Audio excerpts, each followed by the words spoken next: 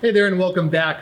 I'm going to make this really quick video just because I see a lot of people arguing about staining processes.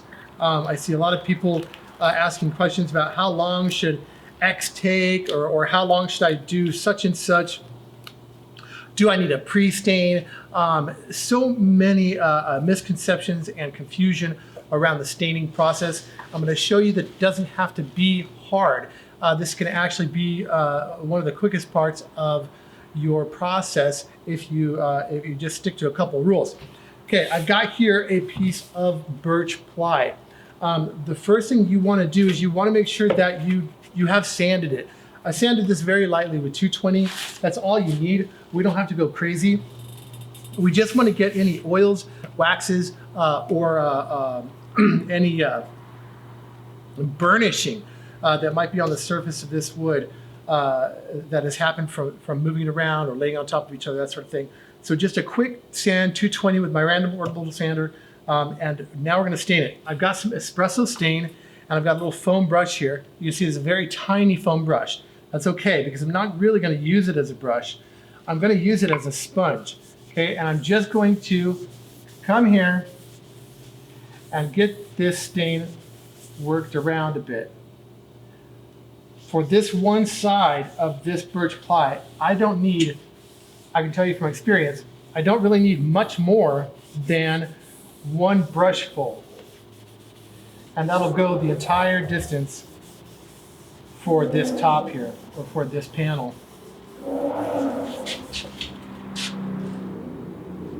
Go ahead and do my edges. I do them vertically. Again, this is ply, and this is for a child's toy box that I'm making. So I don't edge band these because kids tend to find the edge banding, and that's the first thing that they take off. So I don't edge band these. I just take these to my edge sander and I sand them really smooth, but you are going to have some little voids still because it is plywood. So I do this vertically so that my stain can get into those voids, and we're going to shoot clear on this in a little bit, and that'll seal everything up, and it'll look nice. Okay, there's one side. I'm gonna put this side down on this little wooden block I've got here, this little wooden round, and I'm gonna do the other side. Now you might think, oh my gosh, do I have to, don't I have to let that sit in the open and dwell and all that? No, you do not. And I'm gonna show you, trust me guys, I do hundreds of these a month. And no, you do not have to do that. I'm just gonna go around like so. And I'm going to show you the really important part here in just a second. Okay? Make sure you get good coverage, nice and even. I'm just going to use my foam brush here to kind of go back and forth here on the surface. And there we have it. Now, I've got these paper towels. If you don't have these, if you haven't invested in these are one of the best things you can get for your shop. They're just the kind of paper towels that you get in a restroom, and they come out of that dispenser. They're perfect. They last forever. The whole roll lasts forever, and it's super cheap. Okay, we're gonna go back to this side. Here you can see this is the side I did before. It has been sitting just, a minute? Here's the key. You gotta rub this, okay? You gotta take your clean paper towel, and in a circular motion, start rubbing this stain, okay? We're gonna rub this stain, we're gonna force this stain. I'm not putting a whole lot of pressure onto the board, but I am putting a little bit.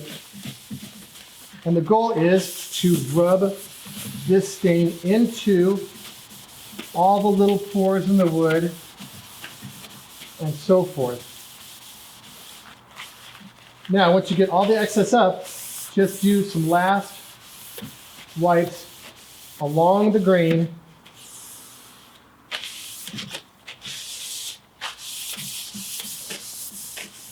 And you're good.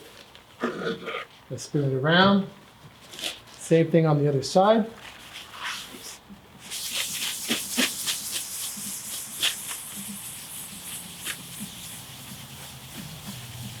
The circular motion is really going to help that stain get into the veneer on this ply.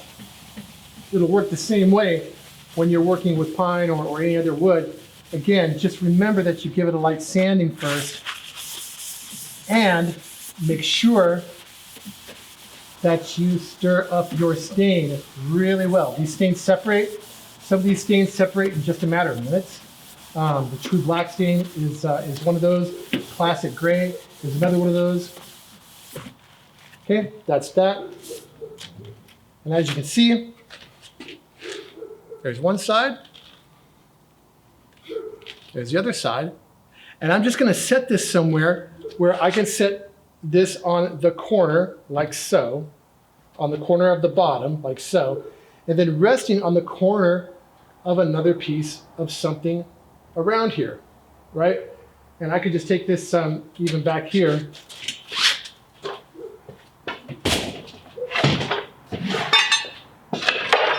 And I'll just rest it right up against this corner on this alder. I'll just rest it right there and let it dry. That's it, guys. That's really all there is to staining. You don't have to go with the grain direction the entire time. You don't have to sit there, with your foam brush and do this. That is a waste of your time. You're going to accomplish the same overall effect doing it the way I just showed you. And what did that take? A couple minutes, 3 minutes, 4 minutes? That's it for this video. We'll see you next time.